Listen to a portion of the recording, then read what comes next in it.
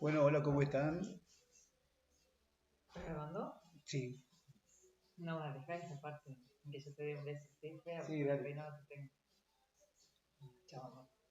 Ah, eh, ¿Cómo están? Esta clase es una continuación de la clase de efecto fotoeléctrico.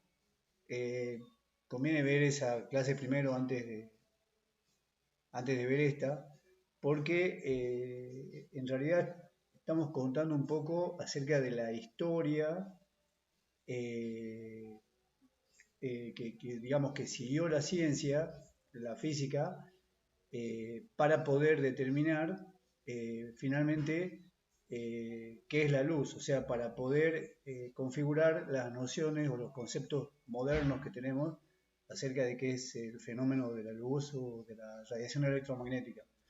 Entonces, dentro de esa historia está Encripto forma parte, digamos, del descubrimiento de lo que nosotros ahora llamamos rayos X. Entonces, no sé si se acuerdan que habíamos hablado de que a fines del siglo XIX cualquier laboratorio de física experimental dedicado a la investigación que se precie tal tenía un tubo de rayos catódicos como este que está acá y se realizaba y se dedicaba a hacer experimentos con estos rayos catódicos. Entonces, hacia el año 1895, eh, un tal Röntgen, que es en realidad el primer físico que recibe digamos, el primer premio Nobel de Física del año 1901, se encontraba haciendo también unos experimentos con este tipo de tubo, ¿no? Si se fijan, este tubo tiene un ánodo que es un filamento de tungsteno, como el de las viejas focos, el de los viejos focos de luz, y tiene un cátodo metálico. Entonces, estaba haciendo un experimento con estos tubos y cerca del tubo coloca, digamos, un papel pintado con este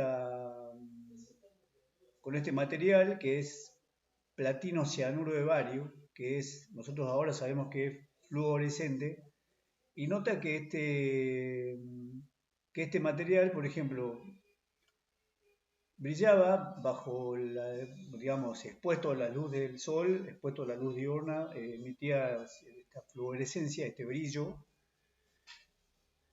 y notó que este brillo se podía mantener incluso con el laboratorio oscurecido.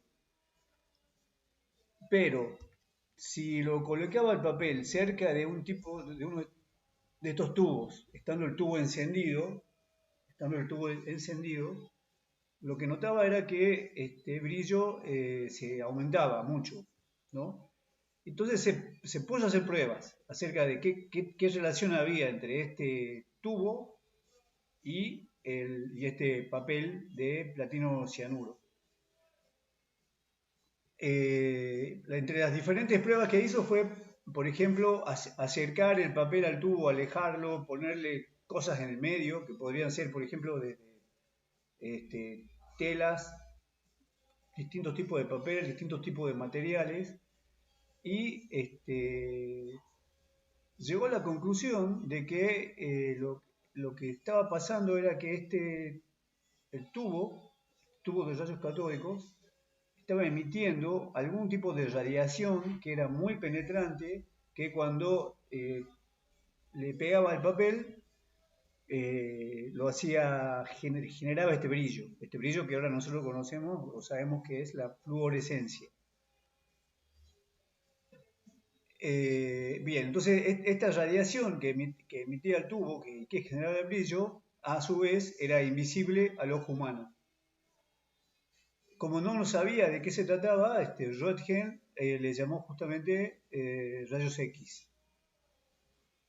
Bueno, y es por este motivo que recibió el premio Nobel en el año 1901. O sea, acá tenemos un esquemita de cómo funciona este tubo. el tubo tiene en el ánodo un alambre de tungsteno, que es este que está acá, que cuando circula corriente a través del alambre es como el filamento de los viejos focos, se pone incandescente y emite electrones. Entonces, si uno le pone un campo eléctrico, acá estaría generado por esta fuente, entre el ánodo y entre el cátodo y el ánodo, los electrones se van a ver impulsados por el campo hacia el cátodo y van a impactar en el cátodo.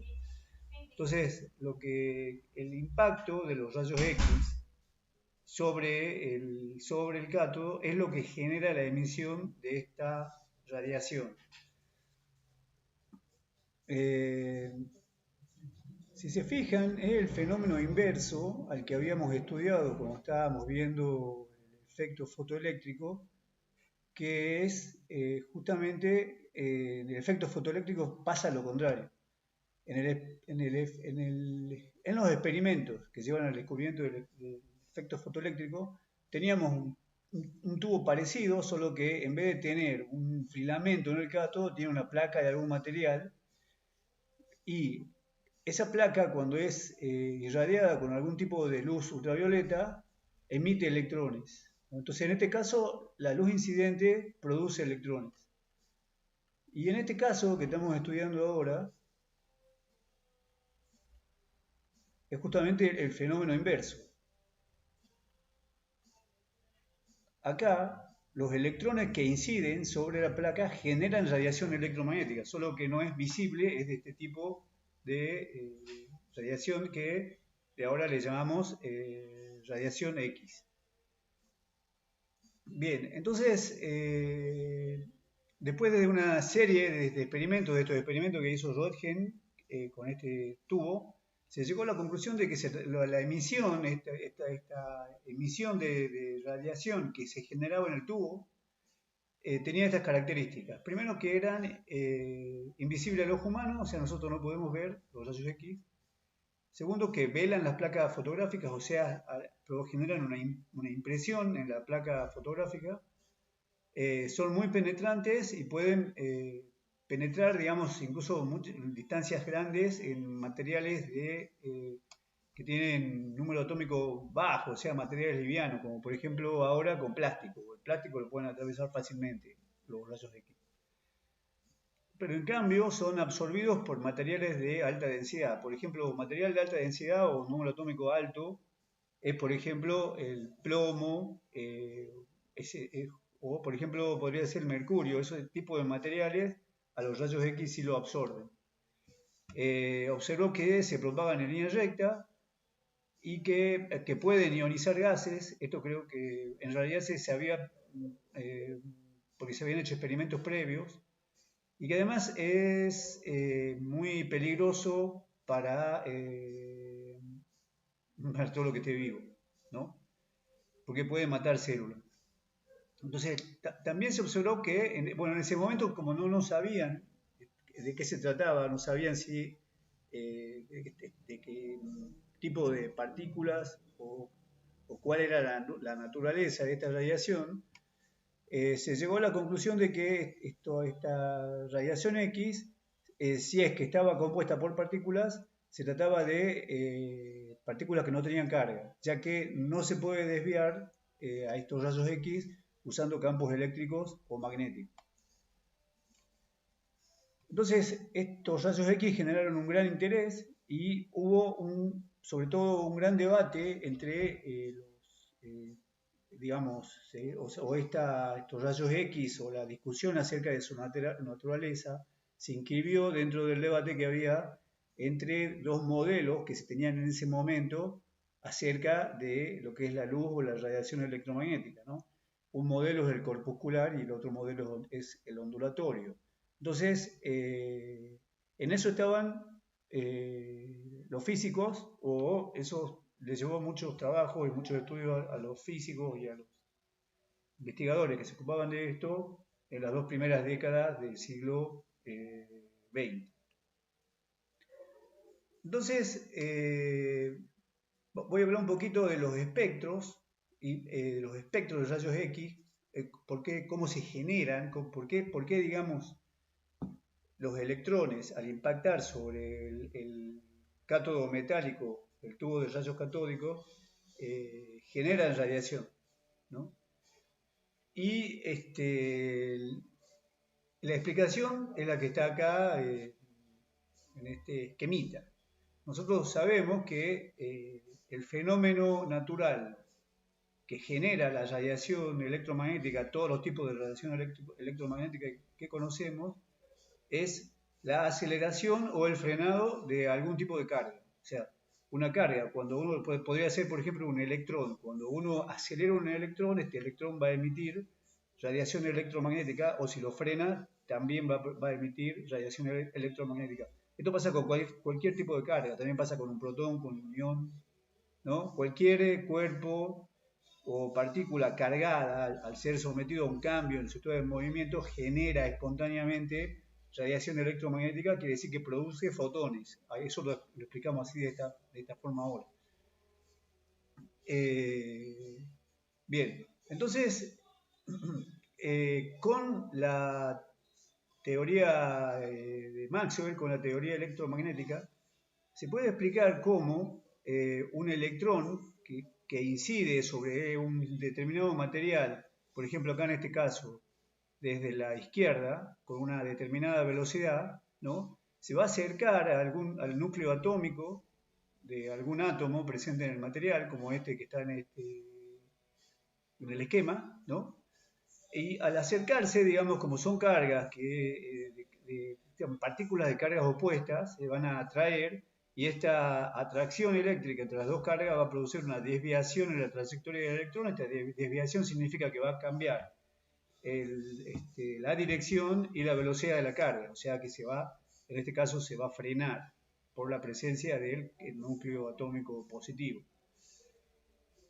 Entonces, este frenado de la radiación del electrón es lo que va a producir lo que se llama radiación de frenado o Bremsstrahlung. Esto se puede explicar con la teoría electromagnética, ¿no? Entonces, acá tenemos una esquemita de qué es lo que le pasa al electrón, y en este momento, cuando está cambiando su trayectoria y su velocidad, es cuando emite un fotón, que en este caso sería de rayos X. Entonces, este fenómeno puede producir estos espectros que estamos viendo acá en el gráfico de la derecha. Este espectro de arriba, este espectro continuo, es el espectro del wolframio, ¿no? Y este espectro continuo es exclusivamente producido por este tipo de interacciones entre los electrones y los núcleos atómicos del material blanco. O sea, esto es lo que pasa. Los electrones impactan sobre el metal que está presente en el cátodo del tubo. Al acercarse a los núcleos positivos de los átomos del metal, se altera su trayectoria, ¿no? Y cambia su velocidad y su dirección, y de esa forma producen un espectro continuo de radiación, que es el que estamos viendo acá. Este es, por ejemplo, el del wolframio, que es un átomo, un número atómico alto, que es bastante pesado, ¿no? Bien, este es un tipo de espectro que es continuo. Pero también hay otros tipos de espectro, como este que está acá, que es el de molibdeno, que tiene otras características, porque acá, si se fijan, sobre el fondo continuo del molibdeno hay dos picos. Este es el pico K beta y este es el pico K alfa, que tienen una energía bien determinada. Estos picos, digamos, es lo que se llama radiación característica, y cada material tiene un espectro característico. Por ejemplo, el molibdeno siempre va a tener estos dos picos, de 17.4 kiloelectronvolt y 19.6 kiloelectronvolt. Si ponemos otro material, no sé, no me acuerdo, por ejemplo, cuál puede ser. Supongamos que ponemos titanio, ¿no? El titanio va a tener un espectro característico del titanio, que tendrá, si es que tiene, picos con otras energías situados en otro lugar, otro número de picos, y también con otra altura. O sea, estos espectros de rayos X son como una huella digital de cada elemento químico, ¿no? Cada elemento químico tiene su espectro característico. Entonces, nosotros ahora ya sabemos por qué se forma el espectro continuo. El espectro continuo es todo producido por radiación de frenado y es sencillamente porque los electrones, al impactar contra los átomos de cristal, son deflectados hacia algún lado, ¿no? Todavía no sabemos por qué se generan estos picos de radiación característica. Entonces, acá dice, el espectro de radiación X tiene picos que se superponen al fondo continuo. Estos picos se denominan radiación X característica del material del blanco.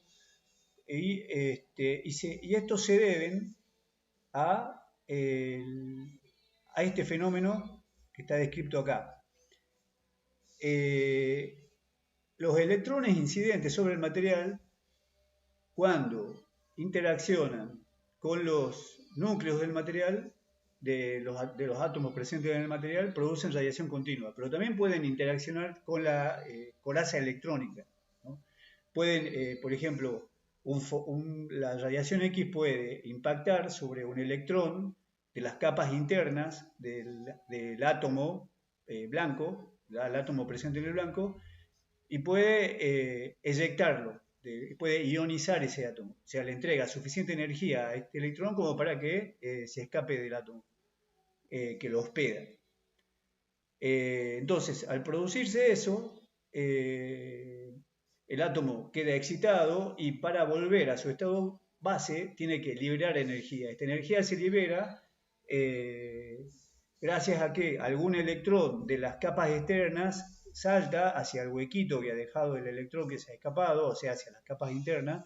Ese salto, ustedes ya han visto, digamos, ya han estudiado lo que es el modelo de Bohr, entonces saben que los átomos están formados por, digamos, en este modelo, los electrones se organizan en órbitas o orbitales permitidos que tienen distintas energías. Y entonces cuando salta un electrón de una órbita externa hacia una órbita interna o cercana al núcleo, se libera una cierta cantidad de energía. Y en este caso, cuando se trata de órbitas muy cercanas al núcleo, se trata de mucha energía, ¿no? Entonces, lo que hacen estos átomos es emitir radiación característica. Esto es lo que dice acá. Cuando los electrones del haz transfieren suficiente energía a los electrones de la capa interna del metal, pueden eyectarlos a estos últimos del átomo, o sea, ionizan el átomo. Cuando pasa eso, entonces otro electrón del mismo átomo salta del estado inicial de mayor energía al estado que ocupaba el electrón expulsado. Este salto o transición de estado emite radiación electromagnética generando la aparición de los picos del espectro. ¿Por qué? Porque cada elemento químico tiene un espectro de rayos X característico. Porque podemos seguir trabajando con el modelo de Bohr que ustedes conocen. Cada núcleo atómico con una carga diferente y una cantidad diferente de electrones en su coraza electrónica va a tener orbitales diferentes, ¿no? Cada orbital tiene una diferencia, tiene por ejemplo, el primer orbital del átomo de plomo tiene una energía diferente al primer orbital del átomo de hidrógeno, porque tienen distinta carga, ¿no? Y además, las diferencias de energías entre un orbital y otro también son diferentes de un átomo a otro. Eso es característico también de cada átomo. Entonces, por ejemplo, acá lo que estamos mostrando es este es un espectro de líneas de fluorescencia de rayos X de una muestra de bario y plomo. Aquí lo que tenemos son, a ver, estas líneas, por ejemplo, esta línea es la línea K alfa del bario, la línea K beta del bario, esta es la línea L alfa del plomo, esta es la línea L beta del plomo, estas letras L, K y M corresponden a diferentes familias de líneas, eso bueno, lo van a conocer más tarde, cuando hagamos, ustedes van a hacer espectroscopía creo, bueno, eso cuando vean el modelo atómico de Schrödinger, ¿no? Bueno, pero acá en este espectro, si ustedes se acuerdan cómo era así, estos picos estaban montados sobre un fondo continuo de radiación de frenado, y lo que se ha hecho acá es sustraer la radiación de frenado, ¿no? Entonces este es el espectro de líneas K del bario, este es el espectro de líneas L del plomo, este es el espectro de líneas L del bario, este es el espectro de líneas M del plomo. Las líneas K, ahora que me acuerdo un poquito, son transiciones desde niveles externos, por ejemplo, en este caso del átomo de bario, a un determinado nivel interno del átomo de bario. Supongamos que los niveles electrónicos son los pisos de un edificio. Las líneas K son todas las transiciones que caen al primer piso, sería.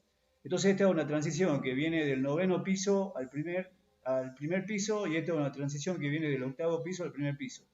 Las líneas L son todas líneas que caen al segundo piso.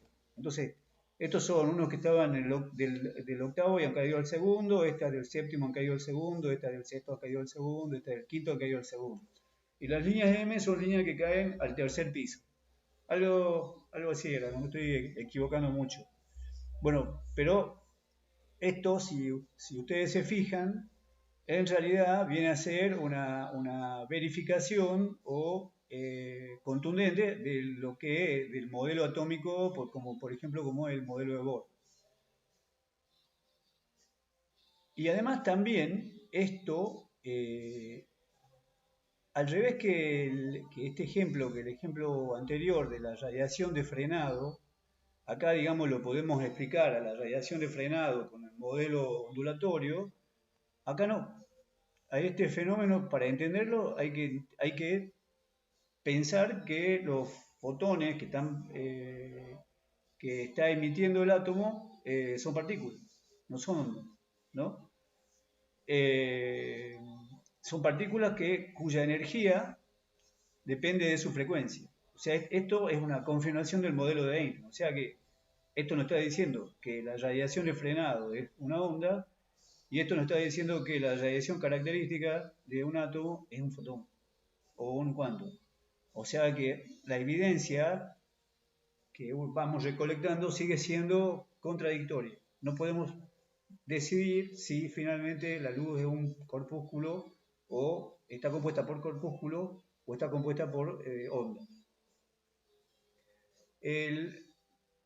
Digamos, al mismo tiempo o un poco después del descubrimiento de los rayos X, este físico Max von Laue propuso que como la longitud de onda de los rayos X, de estos rayos X, puede ser comparable a los espacios interatómicos en un cristal, ¿no? Estamos hablando ahora de golpe de cristalografía. Entonces, ¿cuál es el modelo que tenemos nosotros de un cristal perfecto? Un cristal perfecto, digamos, está constituido por átomos, cada uno de los cuales está situado en una estructura cristalina perfectamente ordenada, que podría ser cúbica, ¿no? Entonces, es como el reticulado de andamios de un edificio, en donde se juntan los 4 andamios y hay un átomo, ¿no? Y lo que propone Max von Laue es que las distancias entre digamos, un plano de esa red cristalográfica, de esa estructura cristalina, y otro plano de esa estructura cristalina, podría ser del orden de la longitud de onda de los rayos X, y por lo tanto, si nosotros hacemos incidir rayos X sobre estas estructuras cristalinas, deberíamos ver patrones de difracción. Bien, entonces, en el año 1912, junto con Friedrich y Knipping, publica un trabajo experimental sobre la difracción de rayos X producida sobre un cristal de sulfuro de zinc. El experimento reveló la naturaleza ondulatoria de los rayos X, y además comprobó que los cristales consisten de una organización tridimensional regular de átomos. O sea, comprobó lo que ahora sabemos, que los cristales consisten, o en un cristal, los átomos están ordenados en esta estructura cristalina que tiene una geometría bien definida o bien determinada. Entonces,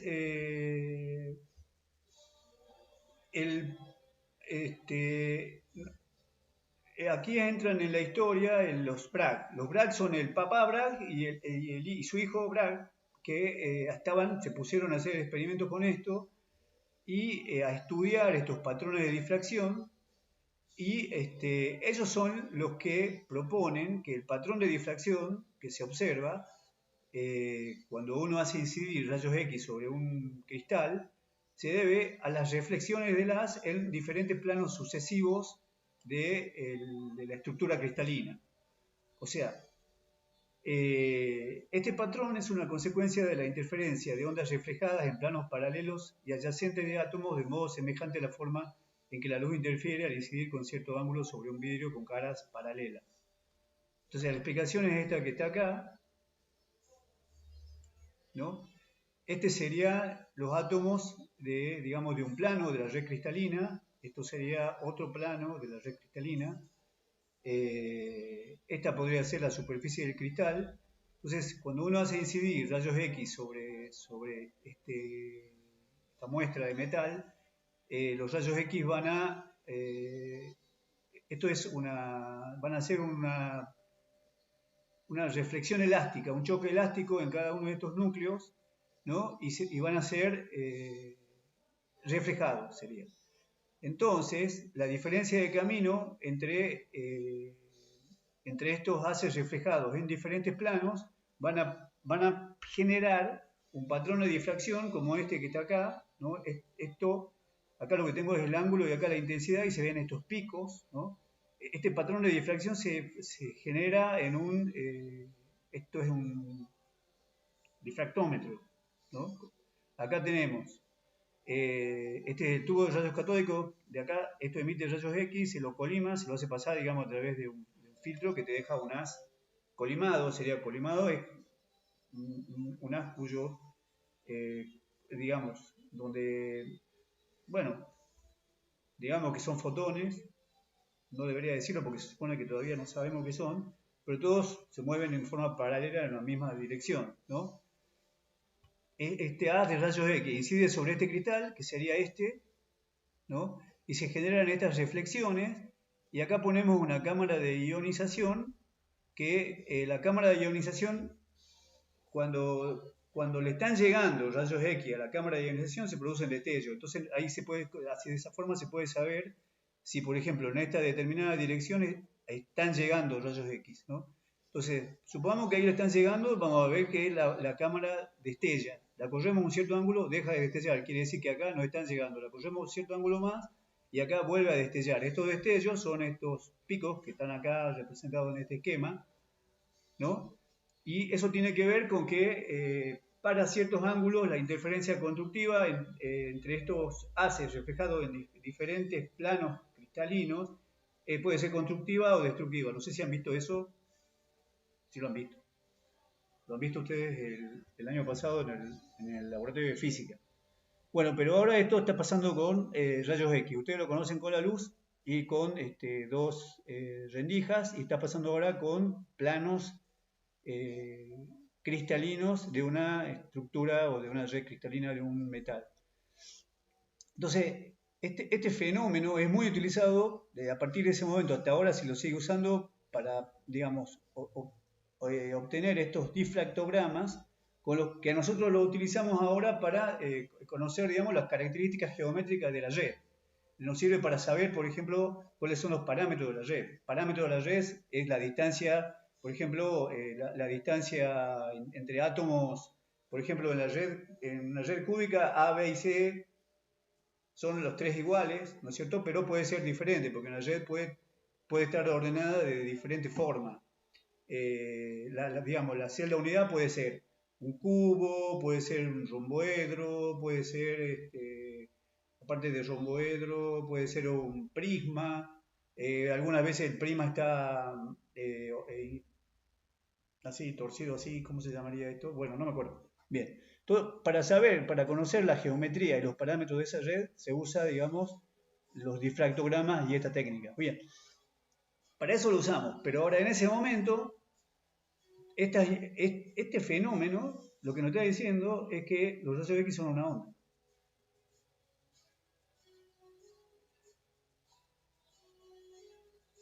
Este nos está diciendo que los rayos X son un corpúsculo. Este es diferente, ¿no? Este también se lo usa para caracterizar materiales, pero la técnica se llama espectroscopía de rayos X. Esta sirve, por ejemplo, se la puede usar si nosotros tenemos una muestra que no sabemos con qué está constituida. Por ejemplo, no sabemos que nuestra muestra está constituida por plomo y bario. Nosotros queremos saber qué es, digamos, la ponemos en un portamuestra dentro de la máquina que emite rayos X y vemos qué espectro se genera. Le medimos la energía, hacemos el espectrograma y vamos a ver que tiene, en función de cuáles son los picos que sale de red, vamos a saber qué sustancia contiene el material que estamos estudiando. Esta espectroscopía de rayos X te da información diferente que la difracción de rayos X, que no te dice qué materiales tenés, sino lo que te dice es cuáles son las características geométricas de la red que estás estudiando. Eso que le había contado hace un rato. De eso sabe mucho Gabriela. Bien, hasta acá llegamos con rayos X. Y si ustedes se fijan dentro de la historia esta de esta búsqueda de los físicos, de los teóricos, de los experimentales, de respuestas para saber finalmente cuál es la naturaleza de la luz, desde el descubrimiento de los rayos X, es como que el equipo del movimiento ondulatorio metió 3 goles y el equipo del modelo corpuscular metió 1 gol. Pero sigue sin definirse cuál es la naturaleza de la radiación electromagnética. Lo que sabemos hasta acá es que estos rayos X forman parte del espectro electromagnético junto con la luz, junto con otros tipos de radiaciones, pero que se trataría de un tipo de radiación un poco más energética y penetrante.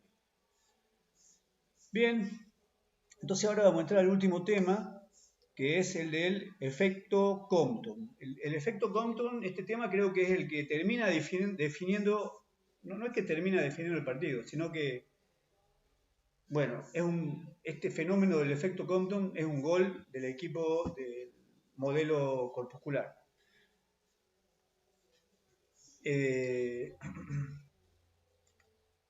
¿Cómo sería el famoso experimento de Compton? Se utilizan rayos X que inciden sobre un blanco de grafito y lo que se estudia es cómo la radiación X es dispersada con el mismo espectrómetro que usa Bragg para estudiar cristales. ¿No? Entonces, se usa este tubo de rayos X que, digamos, el material que tiene en el anticátodo es molibdeno, que emite una radiación de 708 Armstrong, debe ser una de estas que están acá. Debe ser alguna de estas líneas,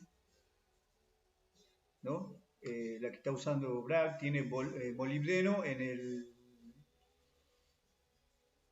el cátodo de su tubo y está emitiendo rayos X, ¿no? Este es, a ver, sí.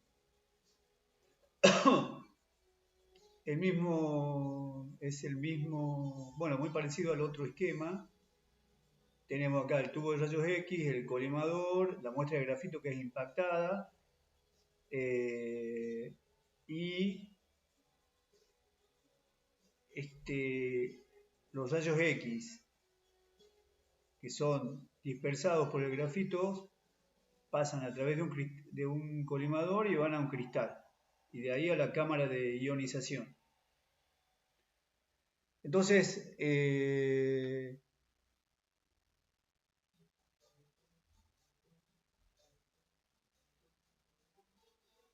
bien, entonces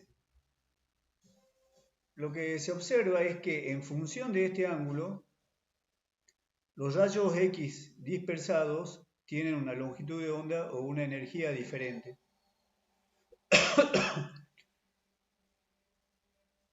Y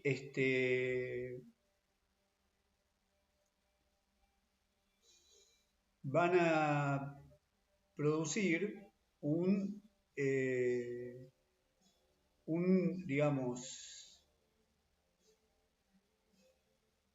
bien, sí, estos,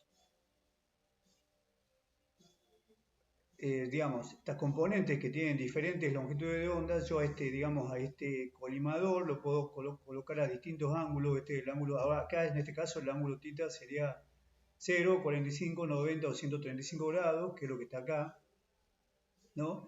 Entonces, si lo ponemos a 0 grados, o sea, el colimador lo ponemos acá, lo que tenemos es radiación de 0,709 Armstrong. Si lo ponemos a 45 grados, tenemos radiación de 0,715 Armstrong. Y así, digamos, para 90 grados y para 135 grados también cambia la energía que emite el grafito, ¿no? Y a esto, como lo hacemos incidir sobre el cristal, digamos, el patrón que va a generar el cristal va a depender de la longitud de onda de los rayos incidentes. De acuerdo a esta ley, va a generar, digamos, máximos y mínimos en distintas posiciones. Y vamos a poder medir cómo cambia cuál es la intensidad de cada uno de estos componentes de radiación dispersada por el grafito. Sería, ¿no? Entonces, bien, este es el experimento. Rayos X con una determinada energía, 708 Armstrong de longitud de onda, impactan sobre la muestra de grafito. Entonces, esos rayos X son dispersados en diferentes ángulos y con diferentes energías. Y yo para medirlo le pongo un colimador que lo puedo hacer girar alrededor de la muestra de grafito para colimar o recolectar una energía con determinado valor, ¿no? Y la hago incidir sobre un cristal y de esa manera, en función de dónde el cristal genera los picos, puedo, digamos, medir la longitud de onda. Este cristal yo lo conozco, ¿no? Entonces ahora, en vez de usar la radiación para determinar las características geométricas del cristal, como yo a las características geométricas ya la conozco, lo voy a usar al cristal para determinar la longitud de onda de la radiación incidente. Entonces, lo que se observa que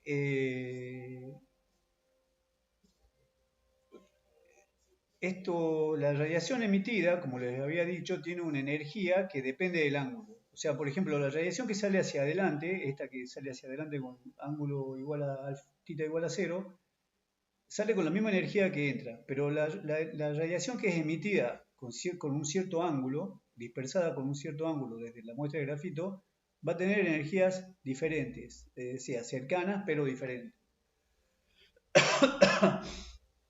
Eso no se puede explicar desde el punto de vista de la teoría electromagnética, porque para la teoría electromagnética, o sea, en base al modelo ondulatorio clásico,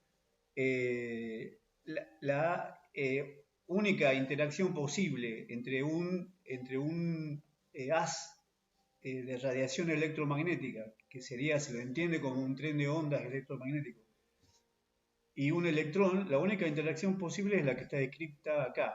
O sea, el haz, que está compuesto por pulsos variables de campo eléctrico y campo magnético, al, digamos, irradiar sobre el electrón, lo tendrían que hacer oscilar, ¿no? Al hacerlo oscilar, como estamos acelerando y frenando una partícula cargada, el electrón lo que va a hacer es emitir. Pero el electrón, al oscilar con la misma frecuencia de la radiación incidente, lo que va a hacer, según la teoría clásica, es emitir con la misma frecuencia que la radiación incidente, o sea, con la misma longitud de onda, ¿no? Y además emitiría hacia los lados. Y lo que está pasando acá hay otra cosa. Acá, digamos, lo que se ve es radiación emitida en diferentes direcciones y que tiene diferentes energías. La única explicación de este fenómeno que se está observando es esta que está acá, que es el que se llama modelo de Compton, y el modelo propuesto es este. El haz de rayos X monocromático se considera como un flujo de fotones, todos que tienen esta energía, que es E igual a h en i, donde h es la constante de Planck, que es lo que había propuesto Einstein, ¿no? Se cumple esta relación, o sea que la frecuencia es igual a la velocidad de la luz sobre la longitud de onda, y lo que está pasando es que cada fotón interactúa individualmente con un electrón libre o que se puede considerar libre del material. Eso es lo que está representado acá. O sea, se trata de una colisión. Este fenómeno se explica como una colisión entre dos partículas, ¿no? El fotón es una partícula, como en el caso del efecto fotoeléctrico, el electrón es otra, chocan, cada una tiene su impulso inicial y su energía cinética inicial, se dispersan, ¿no? Y si uno resuelve las ecuaciones de conservación de cantidad de movimiento y conservación de la energía antes y después del choque, ¿no? Este sería el estado antes del choque y este el estado después del choque, se llega a esta relación, ¿no? Eso es lo que está explicado también aquí, ¿no? El fotón, digamos, impacta sobre el electrón, el fotón es dispersado como si fuera una partícula que ha chocado con otra partícula, el electrón también. Eso es diferente a esta interacción, bueno, es diferente, esencialmente diferente, son cosas diferentes, ¿no? Esto existe, esta es la dispersión elástica de Thomson y es predominante para, digamos, esto sucede cuando interactúan radiación electromagnética de onda larga, que sea ondas de radio, microondas, ese tipo de radiación, con la materia. Se produce la dispersión de Thomson, o sea, interactúa elásticamente. Pero si estamos hablando de radiación de onda corta, o sea, de partículas energéticas, como rayos X, rayos gamma, ese tipo de cosas, pasa esto, pasa el efecto Compton. Bien, entonces si uno acá resuelve las ecuaciones de conservación del impulso lineal y de la energía cinética del sistema, llega a esta ecuación, que es la ecuación del efecto Compton, que te dice que la longitud de onda del fotón dispersado menos la longitud de onda del fotón incidente es igual a la constante de Planck sobre el producto de la masa del electrón por la velocidad de la luz por este factor que es 1 menos el coseno de θ, donde θ es este ángulo. Perdón, este ángulo, ¿no? O sea, la energía del fotón dispersado va a depender del ángulo de dispersión. Este experimento era, digamos, un gol en contra para, digamos, el equipo del modelo ondulatorio que venía ganando. Y es lo que termina de, pienso que es lo que termina de definir esta discusión entre estos dos modelos, entre el modelo corpuscular y el modelo ondulatorio para explicar qué es la luz o la radiación electromagnética, de un modo impensado. Y ese modo impensado es lo que se llama, lo que nosotros ahora llamamos la dualidad onda-partícula, y es lo que propuso de Broglie, y es el siguiente tema de esta materia de física moderna. Así que bueno, espero que les haya gustado la clase. Hasta aquí llegué, creo que no me equivoqué, no me olvidé de muchas cosas. Así que chao.